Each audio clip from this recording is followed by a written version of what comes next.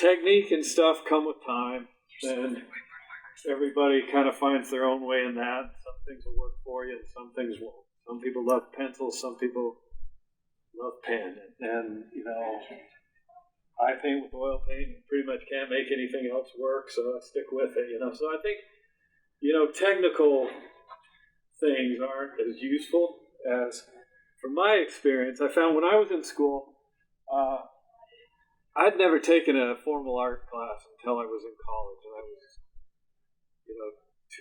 almost 3 years into college before I did that, and so for a long time, my drawing skills and things were marginal at best.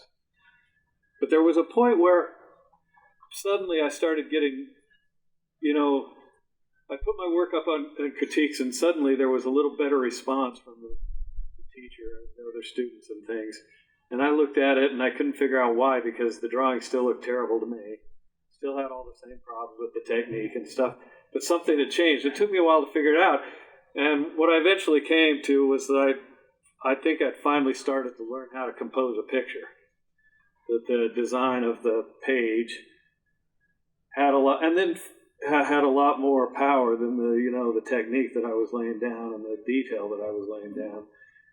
And once I realized that, I started paying attention, and I started looking at all the drawings and paintings that had grabbed my attention over the years, and continued to, and why some did and some didn't. And it wasn't always, like I say, the technical aspect. It was usually a compositional idea that was just powerful. Some hastily drawn thing, if it was composed well, just had a certain power to it. And then later I learned, the power composition has in storytelling, because there's really, that's where all the storytelling really is in the narrative pictures and the composition, the important storytelling, the tension between the characters and the placement in the frame and things like that. And it's something you'd learn, like movie makers pay attention to it as well. And it took me a long time to figure out. So I'd just like to talk about a few ideas that have really helped me in learning to understand design. When I was in school, again, we'd look at, I'd look at books and things on composition, and there was always the overlay of a famous painting that had all the diagrams of the arrows and the, where the eye was moving and, and stuff like that, and geometric constructions and whatnot. And it was all interesting, but it never helped me really understand how to compose a picture. It's more, I can understand it more now, but at the time it was just too technical. And you guys know what I'm talking about, right? You see it in art books, and they have the famous paintings and the drawing with the arrows and, shapes blocked out. And that's all useful stuff, but it took me a while to figure that out. And again, if I'd had more time to prepare, I'd bring the actual book to show you. But I'm just going to tell you, write this down. If you really want to make a leap with composition, I'd encourage you to get this book. It's a fun, you'll laugh when you hear it, but it's called How to Draw Comics the Marvel Way by Stan Lee and John Buscema. I love that book. Oh, it's the best book ever. And even, it'll cost you about $14, I think. It's still in print. It's not expensive. And if you get it for nothing, towards the end of the book, there's about an 8 or 10 page section on composition. And I just encourage you to, I wish I could show it to you, but I just didn't have time, like I say, to put this all together like I would have wanted to. But it just basically shows you some frames in a comic that are adequately composed. They tell this story, but they don't have much emotion or action or anything. And they show that opposed to something that is well composed. And it just really helped me to see the difference between those two. And that taught me more than any diagram ever did. And so that's just a little bit of, if you want to really learn some composition, I would encourage you to just spend a few minutes on those pages, and it's worth the $15 the book's cost. Even if you learn nothing else from that book. It's a book that I love, but anyway, so, but in the meantime, I'd just like to talk to you about a few ideas compositionally that have worked for me over the years that have helped me. I think it's one of my strengths at this point. I think I compose a pretty good picture. So And along the way, I'll try to show you some examples of how I use the ideas here and some of the work that I had with me. But first, it's just a simple idea of, composition. All it is it's just an arrangement of things within a certain area to add a little more interest. That's all it is. There's nothing complex about it. But it still takes a little practice to learn to see. But just some ideas, and I hope they help. So I'm just going to make sure this is a dry erase, right? Yeah. Well, I have my Sharpie here. I was just making sure I wasn't making a mistake and ruining the equipment. But so I just this was kind of something that I kind of started to understand it in college, but I really didn't get this one until I moved to New York City. And strangely enough, I learned it by spending a lot of time going up and down elevators. Because I was when I first got there, I just used to spend every day running my portfolio around town, and you just go up and down these tall buildings and stuff. So most pictures are composed in a box, so I just want you to think about it. And the reason this, the elevator for me was just watching the motion of people. Next time you ride an elevator, if you ride all the way through the length, just pay attention to how people move and shift as people come in and get off. It's kind of a funny little dance, somebody comes on and people shift, but then that person gets off and there's a vacant spot there, and so everybody shifts in a way to make it more comfortable and things. So it just stayed with me. So the first idea of composition is just the placement of certain objects within the framework that you have, the size of your page or the size of the painting you want to create. So, and the story it tells. So, this is a little abstract, but if you just try to understand what this is, a really valuable lesson, I think. If we just start with this as our composition and this is our subject matter, we're telling a story, and that tells a certain story, right? It does. It's not very interesting, but there's a story. There's a circle in the middle of our page, okay? And, what happens when we and it's at times that may be the exact story you want to tell, okay? But just in composition, all we're doing is we're just playing with the placement of things. So what happens if we move that to a corner? Same subject, but there's a different story if you look at it. I'm thinking really abstractly here, but can you see that that's a little... And think about this person, again, the person in the elevator. If you can't get your mind around the circle, just think of that as a person in that elevator. What does it tell you about a person if they stand right in the middle of an empty elevator? It says something about their personality, right? So there's a story being told there. And another person of a different personality might be more in this position. And if we imagine, this is the front of the elevator and the buttons are here, if we move our character right there, we've got yet again another story, a different personality of a person as they move in this space. So as you're creating pictures, it always pays to, pay attention to just the placement. Sometimes the subtlest shift in the placement of an object within your frame can just make the hugest difference. And this especially comes, just give you a practical example of, the obvious one is a portrait, which, can potentially be the most boring painting in the world if not handled well. I mean, again, a portrait, and sometimes this may work, but if we just put our character here, it may be the choice, depending on who that person actually is. But it's not the most interesting. It's not the most interesting of paintings, and just sometimes a subtle shift will just add a little bit of interest. Something like that. And it says a little bit different dynamic, right? I mean, these are simple things, but it's things that as you make pictures, you want to pay attention to. Okay, so, and it's just not characters, but it's any object. Let me think of a good example here. As I go along, feel free to ask questions if something's not making sense or just curious about something else. How long did it take before you could talk and draw pictures at the same time? Still not very good at it, but so I'm just doing my best here, but again, even just like the placement of the object, like, let's think, I don't know, the skyline of a city. Okay, let's just make up a city here, and I don't know, something big in the background. There it is. Yeah.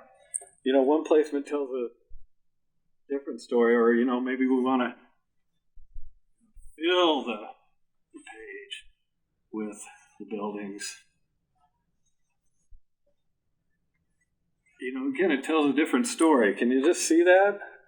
I mean, my terrible buildings here. Architecture is probably the hardest thing for me to draw. I shouldn't even draw it in front of people, but you get the idea, right? What I'm saying?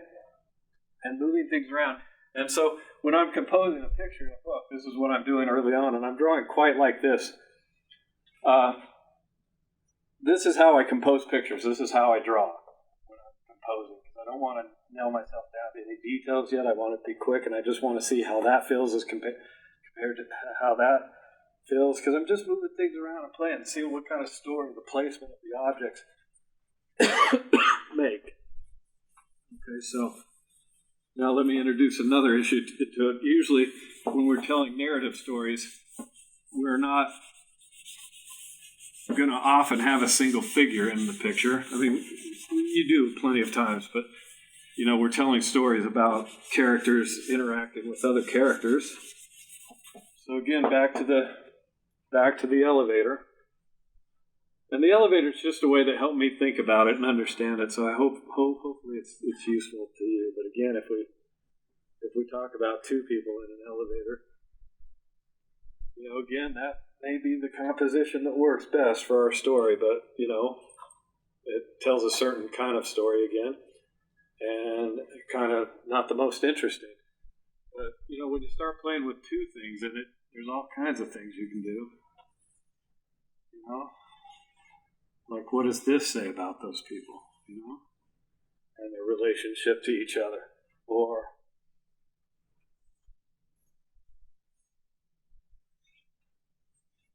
that.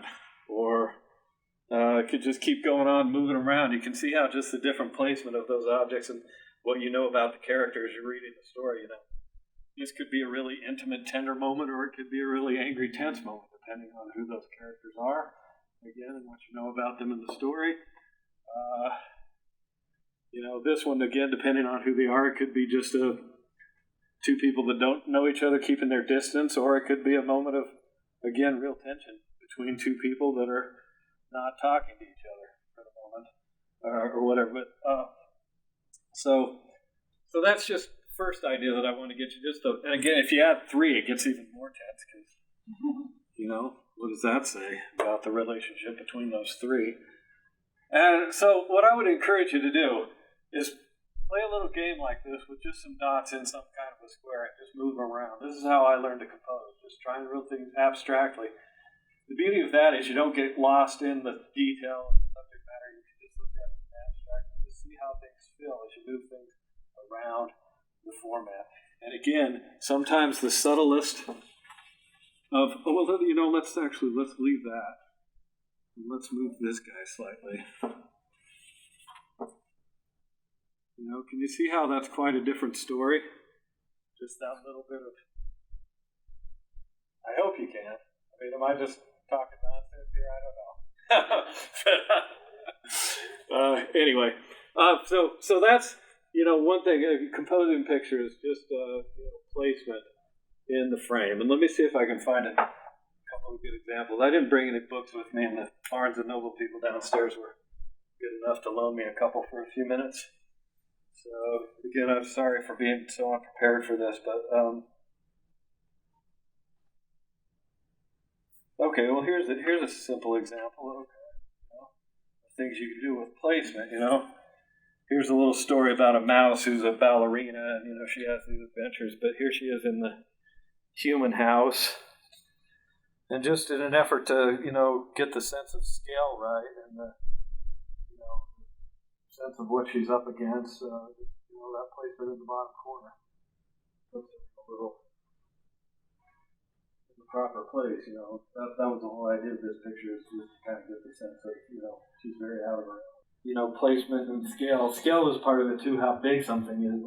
But you see the idea there, I was just trying to get a tense moment and a threatening moment with her and this cat, but, just by pushing her up into it a little bit, it empowered her a little bit, she's not being totally, if the opposite had happened, if I dominated this with the cat and her down cowering in the corner, she's very just stuck in a corner and not a powerful place to be, right? Does that make sense? And so these are the kind of choices that we try to make when I'm composing a picture.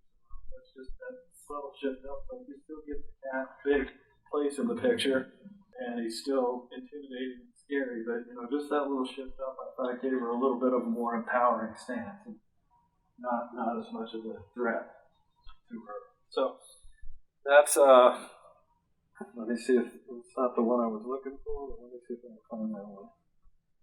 Oh, and here's a good one. Just to show tension between people. This one I played with scale and placement, so obvious tension between mine and her.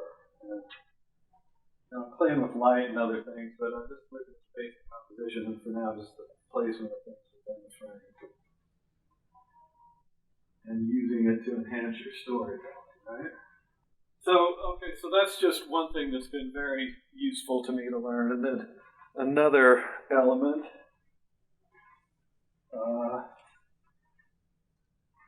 is just motion, and and these are probably the two basic tools I use in all my compositions all the time. Let's see.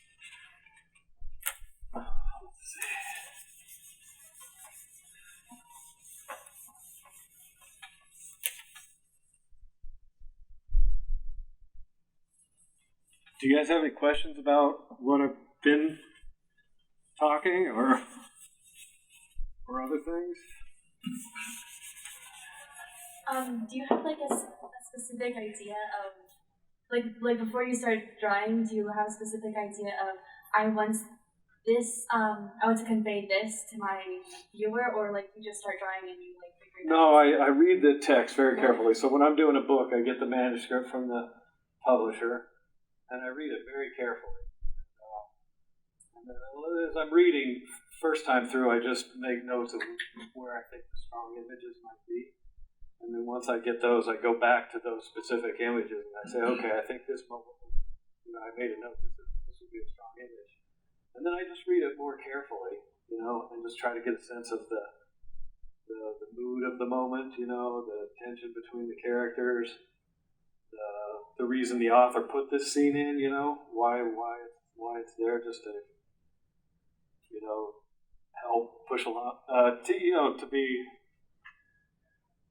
I guess the idea would be to just, be respectful of what the author's trying to do and, enhance that and not detract from it in my illustration. So then I go back and I'm careful, and that's when I start thinking about these things. Now, once I kind of get an idea of where I want to go, that's when I just start drawing, because I don't always know the solution.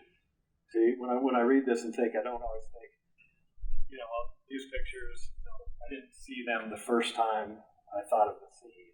I just thought, well, in that last picture I showed you, just, I need the main character there, and, she's being talked about by this other group of mice, and there's some tension between them, but I didn't know actually how to compose it. I just had an idea of what I wanted the picture to do. So then I just start drawing, and I look at what I've done, and I try to see if it's doing what I wanted it to do, and if it's not, I think, what can I do to push it? I just try to make things bigger, I move things around, and then usually if you keep that goal in mind of where you want to go, you get to a rough drawing of something that feels pretty good. You're like, okay, that's getting the right story. Does that make sense? Sure. Okay, so does your publisher specify how many images they want per book? Yeah, that's all worked out in the contract. So some books are going to be something like, we want a, illustration for every chapter, and then other times it's just like we want 12 illustrations paced through the book, or they might, it's all worked out. Depending on how much how much time I have to spend on it and things like that. So, but that's all worked out. Yeah. So beyond the basic placement of things within an object, the other thing I really like to pay attention to are just the motion within the composition. When I say motion, I don't mean people running through the picture. I mean the motion of the abstract shapes and lines. And what I mean by that, I think it's easy to agree that that line doesn't have a lot of motion, right? And that line has more, right? And so just drew a funny face here. Anyway.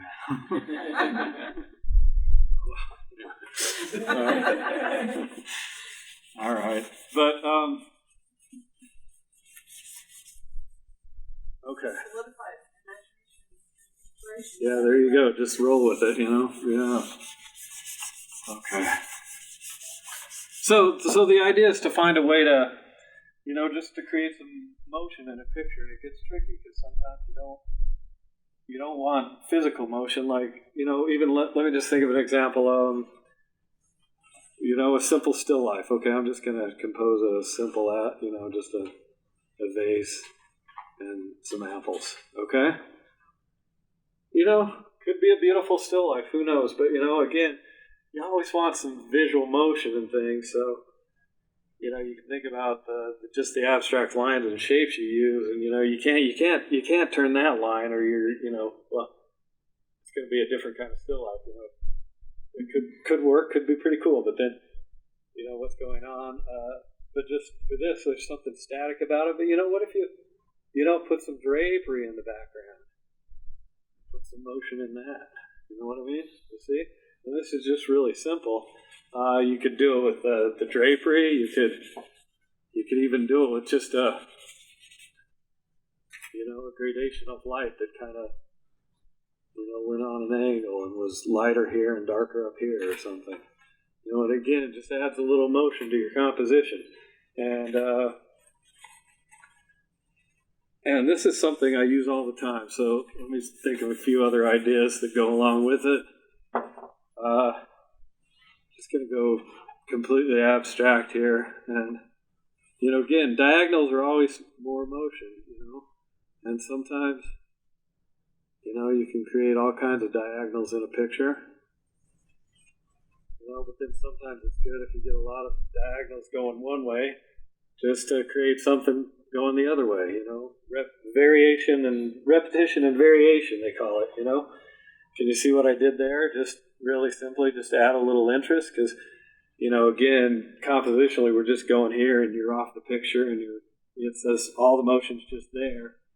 No reason to stick around, so just add a few lines going the other direction and just see what works. And I'm not claiming that is a good composition. I don't know, but it's just the idea. And so how can you use this in a picture? So let me think again of some potentially quiet drawings that would benefit by just a little motion in them. Okay, so I'm going to draw a little hill, and I'm going to draw a tree on the hill, and our character sitting beneath the tree. And again, they're reading a book, let's say. There we go. Again, this may be the perfect composition for this story. I don't know. There's a lot of factors, but what if we just did something different with it? We've got a good diagonal there, but what if we emphasized it a little and just added a little more and just made a little more interesting tree? And again, I'm not saying it's better, it's just different. It tells a little bit of a different story, has a little bit of a different visual dynamic, And then maybe what else could you add to it? Maybe you've got a bank of clouds that create another diagonal going through it. Or that just repeated what I did with the hill there. So what if I tried bringing it the other way? And I might just create a little more visual interest, because that's what you're trying to do ultimately. You're trying to tell a story first, but then you also just want to create some visual interest. to keep people in your story. Keep them looking at it for a few more minutes, a few seconds, or we could add another cloud there. There's anything, and then let's see if we can even push it a little bit more. Let me think. Okay, what if we? But I hope at least you guys can see that with really simple shapes and moving around, you can start to create a little more dynamic in your picture. And the thing is, all of these pictures you've seen that I've done, they all started with a drawing very much like this. So that's just kind of how I do it, at least, and I think most people do it in a similar way. Okay, so let me show you again some examples of some real pictures that I've done. Stick with the lines for a while. But here's a good one. I'm just using dynamic lines, and you can see I use it both in the figures of the rats and the mice, but also in the architecture behind them. And just kind of finding just a rhythm and balance, and getting that sense of the dance they're doing, but also some stability. We don't want them to look like they're falling down. But then also using the diagonal lines of the architecture behind them to kind of counteract that. Correspond with it, kind of contrast with what he's doing, but kind of follows what she's doing. We've got that big diagonal there. Good stuff going on, I think. Different lines, the lines of the arm, the lines of the head and nose point, the lines of the wood.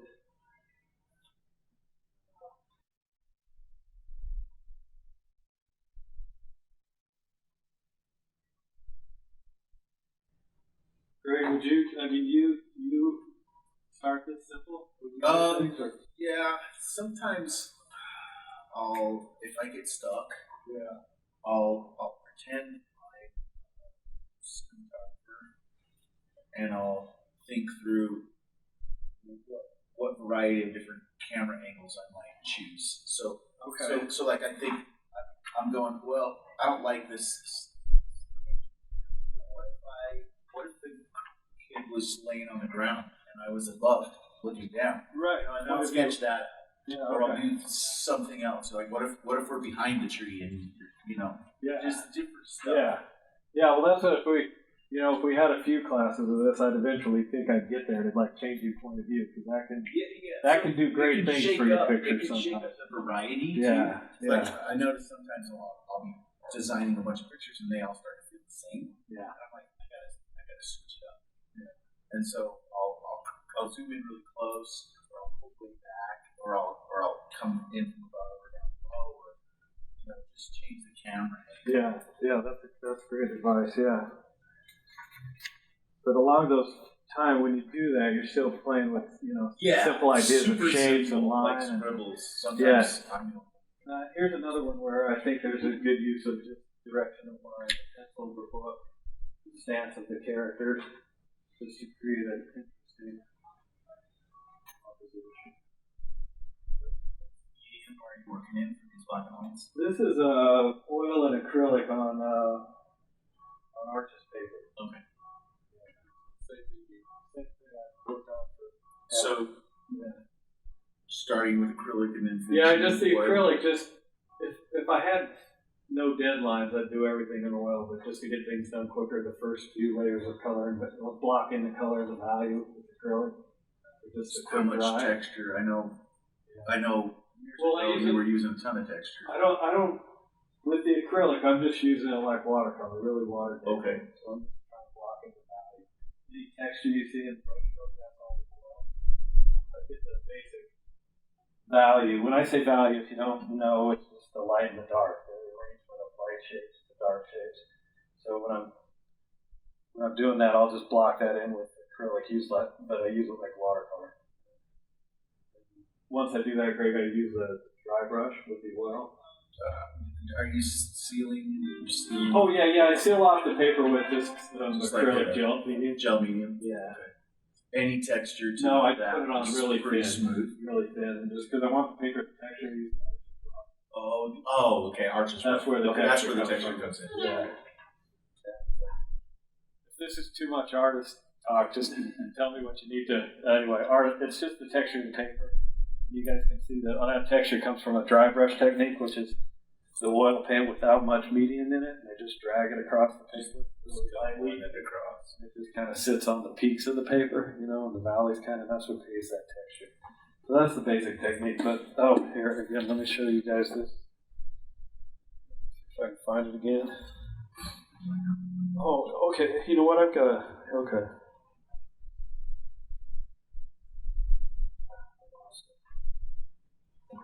Is there a way to see those paintings in color? Do you have any of those on the? These aren't in color. I painted. Oh, you painted them in black and white. Yeah, because that's what the book requires. Sure.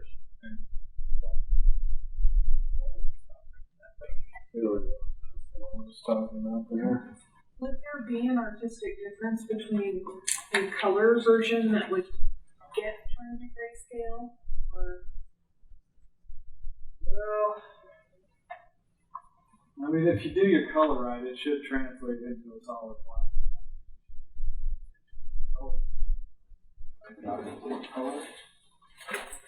But it's not so simple because with color you have other things get involved, like a brighter color can seem lighter than it is, and like you can get as much attention as you just turn off the color in Photoshop. It'd be a lot darker than you realize with the brightness brought attention to it. So it's not so simple. But ideally, you try to pay attention to it when you're doing color the same way you do black and white. Balance the light and dark. Make sure. Do you ever turn the color down on a color thing to see if the values are working? Well, I don't work in Photoshop. I paint, so sure. I'm just saying that if I scan it in Photoshop. Sure. So I don't do much work in Photoshop. So, but and then let me, I just saw this one, and it's a good example of what Greg was talking about point of view. So here's a tricky one where I had to draw these two mice outing on a carriage in the city. And, it's just a challenge how to do that, how to find a way to the scale difference between the two. Like if I just did the carriage, you can't see the mice. You just have to find a spot to put the camera to, where point of view really.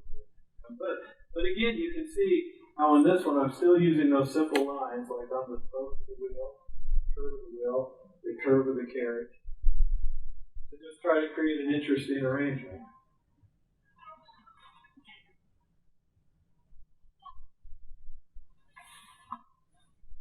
So, how are we doing on time? What do we got? 7 minutes? All right. So like I say, I think I hope this has been useful. And even if it seems like, again, technique you'll learn with time. You just trust it. You're going to find your own. Everybody's is different. But learning to compose a picture will take you further quicker than learning a new technique.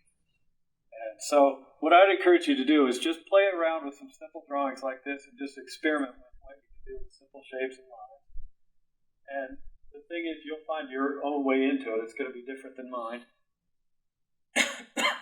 But it's just going to be things that you respond to and that look interesting to you. And then if you can come up with even if you just play around abstractly, which is very useful at times, and then just see if you can turn that into a picture. I don't know. It could be, I'm trying to think what that could be. It could be just I could put I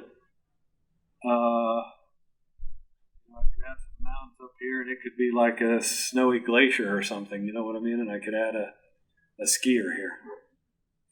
I don't know. I'm just making stuff up. But you know what I mean? You could start to do something like that. Just see what you can do and play with the light. And again, a line doesn't have to be a line in your picture. It can just be a change in color or in value from light to dark. Like this side could be a little darker than this side, and then you've got a line there. Does that make sense? So what I'd encourage you to do is just play around and see what you can do with this and really put some attention on learning to compose a little bit better. You had we'll have a few minutes for questions. I was curious when you do it, and it was talk about the carriage one, for example, with the light. How many thumbnails do you think generating your ideas? Like, is it scaled like dozens or more like?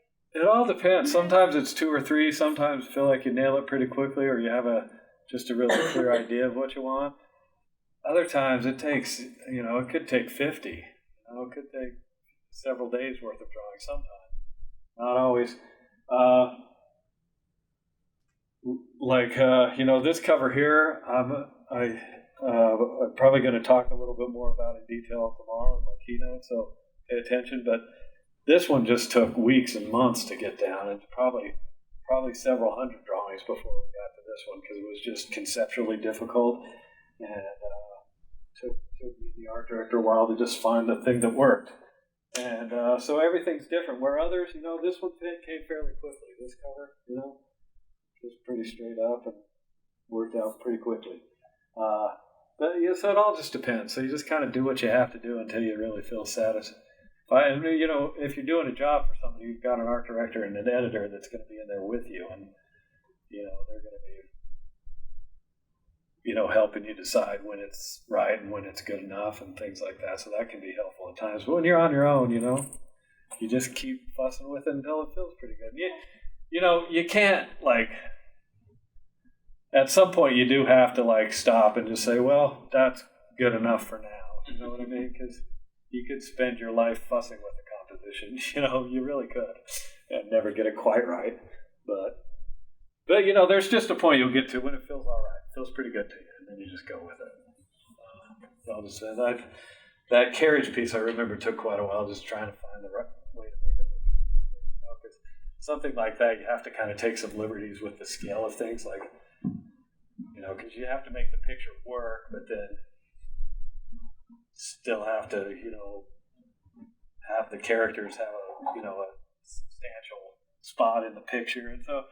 You just kind of tweak it and fuss with it until it feels like it's at least convincing and telling the story you want. Thank you. Any other questions?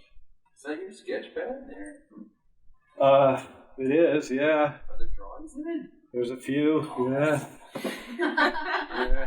I've seen people's sketch pads there. Yeah, I was just fussing with a character idea on the plane ride for an old grumpy cowboy. You still live in New York? Yeah, I do. Yeah, I grew up just up in Orem, but I live in New York now. So, that's my sketchbook. And then I got bored with the grumpy cowboy and tried drawing a pretty lady. So, there you go. That was my plane ride. You feel free to come look at it if you want. But any other questions from anybody? How do you get illustration jobs? I mean, that might be a really broad topic, but honestly, I'm so new to it. I have no idea what. It is. It's a broad topic, and it would take a bit. Oh, are you making a living through art class? Thanks. The short answer. Here's the short answer. Keep your eyes open to who's buying illustrations. Like when you see an illustration on the marketplace, something that you could buy, a magazine, a book, a product, whatever. And then do a little research. If you think it's something you could do, if it looks like a client that might appeal to you, do a little research, find out who commissioned that illustration, and put them on a list and figure out a way, email, postcard, whatever works for you. Get it in front of them. And then the other part, and this is more important than that, expect that nothing will happen. Okay, and the reason I'm telling you that, look, this is more important than the thing, because the basic idea, it's just finding who's buying and finding a way to show them your work, and there's all kinds of ways you can do that. Keep your stuff up on Instagram and Twitter and all that, website, all that, send out postcards when you can, send emails when you want to, whatever. That's all important. But the thing is, the best out there did that once. And nothing happened. And the only difference between them and the other guys is that they did it again and nothing happened. And then they did it again and nothing happened. And 5 or 6 times later they got a little trickle of something and they did it again. And the reason, if you go into it expecting that nothing's happening, I'm telling you, nothing will happen unless you're the luckiest person around. or you're the smartest and most genius person around, which maybe, I'm not saying you're not, but the thing is, you can't, and you have to do it and not be emotionally tied to it, okay? It's just literally anybody who's gotten anywhere in this creative thing has done that, and it's just the best advice I ever got was from an illustrator I was interning with. He was an old pro, and he just told me what I'm telling you. He said, develop a thick skin, and he said, nothing's going to happen for a while, and just expect that nothing will happen. And then when you do it, it's kind of like, I used to send out postcards, and I was just say, okay, nothing's going to happen. And then the beauty of it was when nothing happened, I wasn't all hurt and like giving up. It was just like, I was like, all right, I'm going to do it again next week, and nothing's going to happen again. But then suddenly things started to happen, and it's a different timeline for everybody. Some it happens quicker than others. But the idea, hopefully, if you're not enjoying what you're doing, making the art and sending it to somebody, you got to think twice about why you want to do it anyway. So it's just like if you can remove yourself emotionally from it, it's like, I drew a picture, I had fun doing it, and now I'm going to send it to somebody. Does that make sense? That's all, because that you can keep doing. But if you like put all your effort to it and like work and don't enjoy it, but then think, okay, I'm just going to make a lot. I know this is hard work, but I'm going to make a lot of money and send it out. Nothing happens. You're devastated. It's hard to get the motivation to work a little harder the next time to make the improvements that you need to make. To add another person to your mailing list, it's kind of a slog. It is. And if you go into it knowing that it's going to be that way, you can kind of have the emotional presence to get through it.